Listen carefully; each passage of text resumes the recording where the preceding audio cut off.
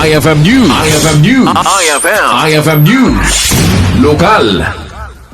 Nangisayangkat iti seminar to City Government of Lawag, Babent Public Employment Service Office, ken Migrant Desk Office ngay dadaulwan ni Ms. Pia Abaya, Liga ng mga barangay ken Barangay Employment Service Office para kadigiti nagsampet wenno nagretiro nga OFW iti syudad.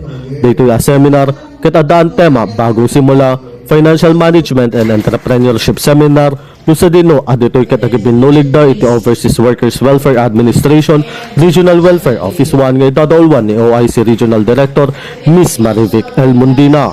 Siron ka ni Miss Abaya, dito ya programa katap na maisuro digiti OFW nga ag-save agi budget ken ag-invest tapno sana maibos digiti urnong da iti panagtrabaho da iti balasiw taaw.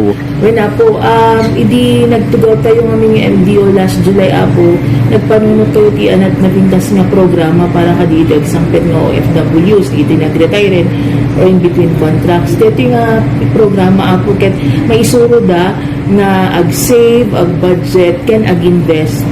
Kapno met apuhan nga maibus ti na maiyawid da at amo tayo met nga a lot of OFWs ket haan met talaga nga medyo na pintas DJ financial stability da once na medyo nagbayag tuyen.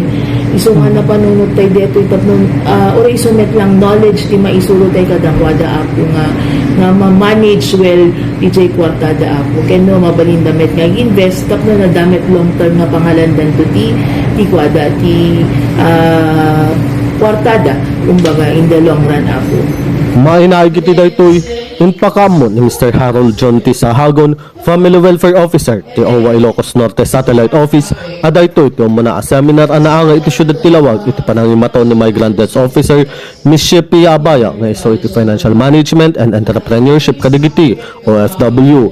Inayon na apanggap dito yung seminar nga adda pakakitaan timat gadan digiti OFW iti panagawid dati iti Pilipinas kastamet aday ito yung seminar kitap daw agbalin ang masirib digiti OFW iso adak kila tulong dito kadakwado. Yes, ito nga po nakiisa ang Overseas Workers Welfare Administration Regional Welfare Office 1 sa first ever po na bagong simula OFW's Financial Management and Entrepreneurship Seminar. So ito po ay spearheaded by the City Government of Lawag through the visionary leadership po ng ating Honorable Mayor Alcid, and of course through the Migrant Desk Office po led by our Migrant Desk Officer Ma'am Pia Abaya in partnership po sa aming ahensya Overseas Workers Welfare Administration. So ito po ang imbitasyon na po ito ay naglalayong mas maging kapakipakinabang pa po ang mga kita ng ating mga OFWs pag uwi po nila dito sa Pilipinas. So, magiging wais po sila, magiging ito po ay isang napakalaking seminar po na nakakatulong po sa ating mga OFWs para po hindi na rin po sila maging one day millionaire, di ba?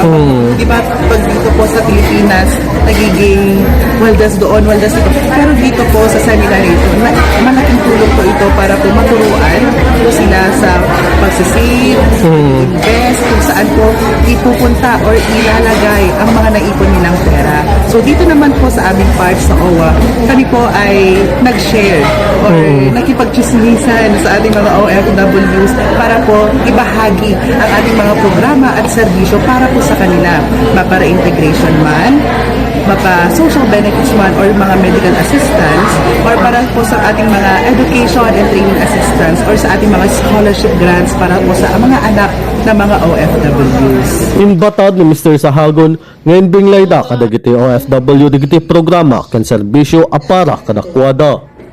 Para iti IFM News, Idol Rain Santos tatak IFM IFM News. IFM News.